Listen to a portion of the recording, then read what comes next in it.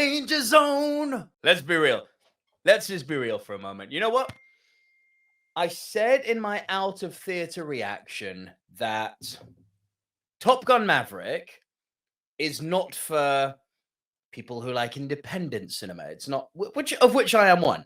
It is not for people who, like deep meaning, or I'd say even go as far as to say even deep substance in their movie. But, and I'm the biggest accuser of movies being just visual noise. This movie does not fit that description at all. This movie is popcorn-filled, action-fueled, edge-of-your-seat thrills, sprinkled with a little bit of nostalgia in the best possible way. As I said in my out of theater reaction, link to that is above, that it's one trick, and it's one trick it does oh so well.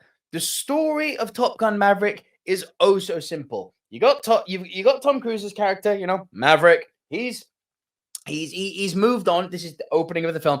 He's moved on, and he's testing out planes which are far higher, should we say, technological advancement than what he's used to. He does some things, pushes things too far because that's just who he is. He's a hotshot pilot, and he loses that position. Now, the way he gets back into Top Gun, the elite fighting force of jet pilots, is he's called back to train this elite squadron of they're students, but they've passed already, so they're not students. They're accomplished pilots at this point. Everyone here is the best there is. Who the hell are they going to get to teach us? Of which predominantly Miles Teller, who we find out is the son of Goose. What do we have here? From way back in the original Top Gun. And they've got a very strange dynamic, which the movie develops. Maverick and Goose, they've got Maverick and Rooster, sorry, that's Miles Teller's character's name. Maverick and Rooster have got a very, very strange dynamic. A good one, not particularly deep, but deep for a blockbuster. My dad believed in you. I'm not going to make the same mistake.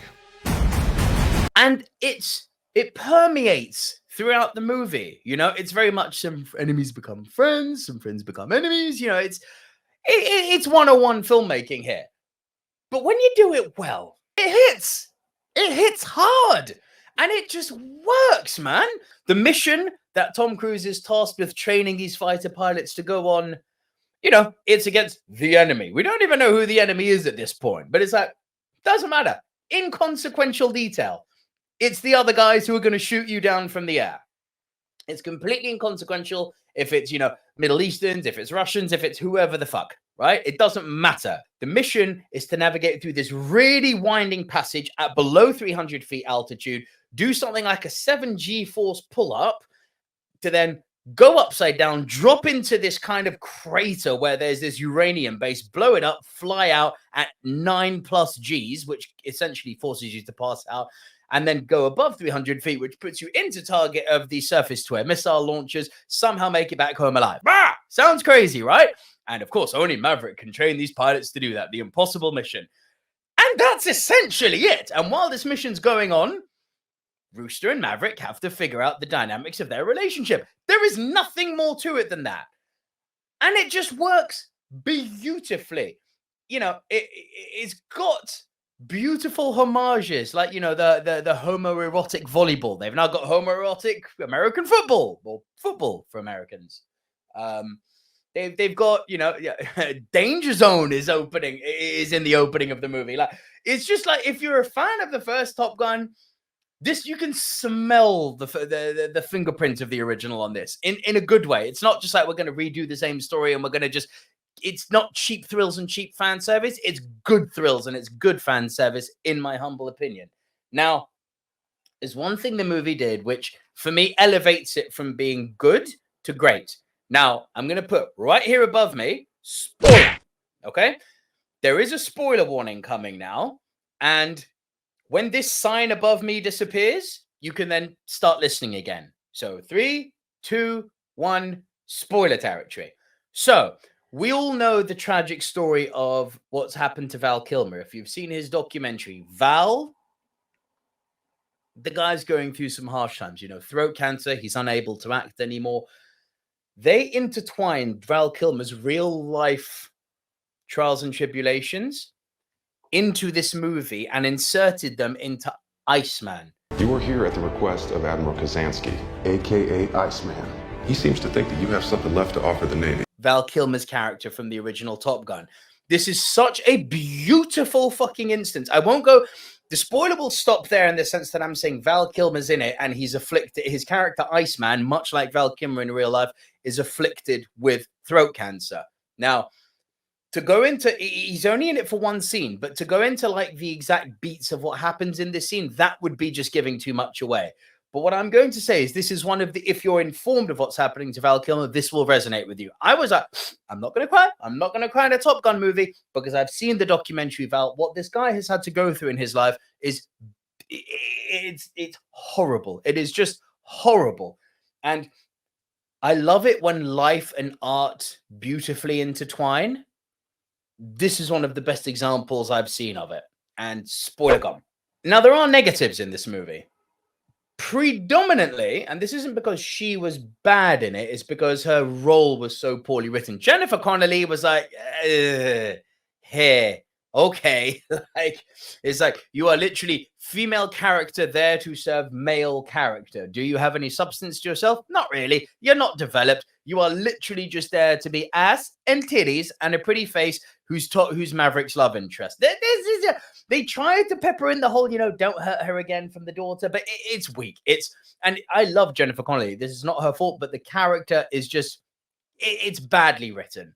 The villain, if you can call it that, played by Glenn Powell, he is such an archetypal 80s villain in the sense there's like, I'm the handsome, cocky guy. Here I thought we were special. Fellas, this here's Bagman. Hangman. Yeah, I'm better than you, and you know it. He's like a walking, talking MJF.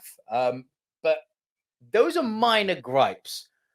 In a movie which is essentially just about friends reconnecting, enemies or frenemies becoming friends, all kind of spray-tanned with homoeroticism, planes going pew pew, and really edge of your seat action. And I mean, I'd be crazy to end this review without even talking about the action. Jesus fucking Christ, the plane scenes in this, like, oh my word.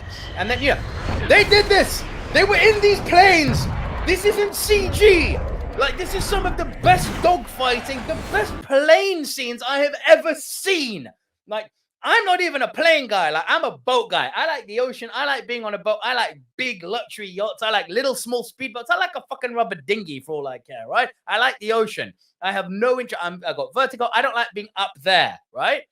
That came off wrong. I meant I'd like to go up to heaven. I meant being up there flying.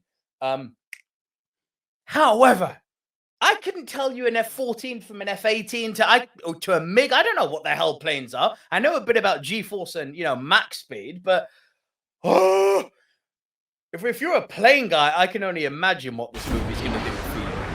For me, who's not a plane guy, I was like, this is just great. This is brilliant blockbuster movie making with an intelligent story to boot. So, should you see this movie in the cinema?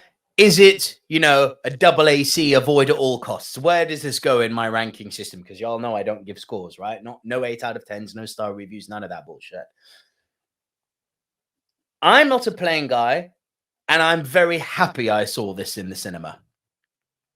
I think you've got to take a long, hard look at yourselves and ask yourselves where you stand on the original Top Gun. If you loved the original Top Gun, which I did, then this movie is absolutely must-see in cinema. If you are okay with the original Top Gun, there's still a part of me that would say the plane scenes alone, just because they're so well done, should be seen on a big screen. In fact, you know what? Fuck it, yeah. For the plane reasons alone, whether you like or dislike the Top Gun, the action and the plane scenes in this movie push it over the limit for me. Top Gun Maverick is awesome. It's one of the best times I've had in the cinema this year. It's turn your brain off with a little bit of emotion. It's action. It's brilliant. It's great. Great performances. Go and see it in the cinema. Come on! Jesus!